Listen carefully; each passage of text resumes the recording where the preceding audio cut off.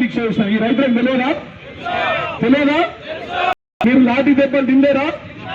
రైతుల కడుపులో బుల్లెట్ దించిన ఈ పోలీసులకు మన సిపి బస్ ఈయన పోస్టింగ్ ఉంది కదా, మనకు ఉంది అప్పుడు, అంతేనా?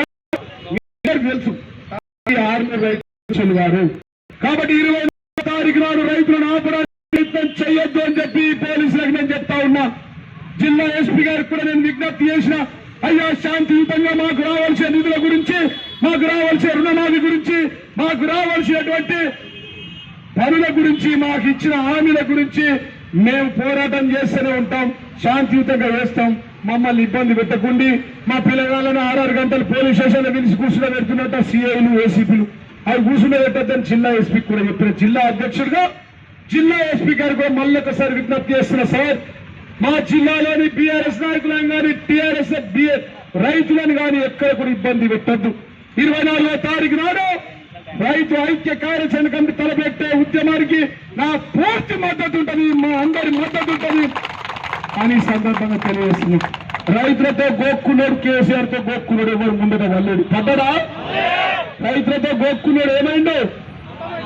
2009లో ఆ రోజు ఎర్రజొన్న రైతులకు డబ్బులు ఇవ్వకపోతే వైఎస్ రాజశేఖర రెడ్డి గారు ముఖ్యమంత్రి ఉన్నప్పుడు ఆ రోజు 8 రోజులు ఆమరణ దీక్ష చేస్తే దాని తర్వాత ఇప్పుడే కాంగ్రెస్ కనబడ్డదా? ఆర్మూర్లో గెలిచిందా?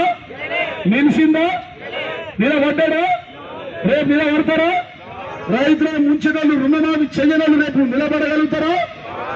ఎక్కడికక్కడ రైతులంతా కాంగ్రెస్ నాయకులను ఎమ్మెల్యేలు అడ్డుకోవాల్సిందిగా నేను రైతులకు విజ్ఞప్తి చేస్తా ఉన్నా. ఇంకేం చూస్తాం?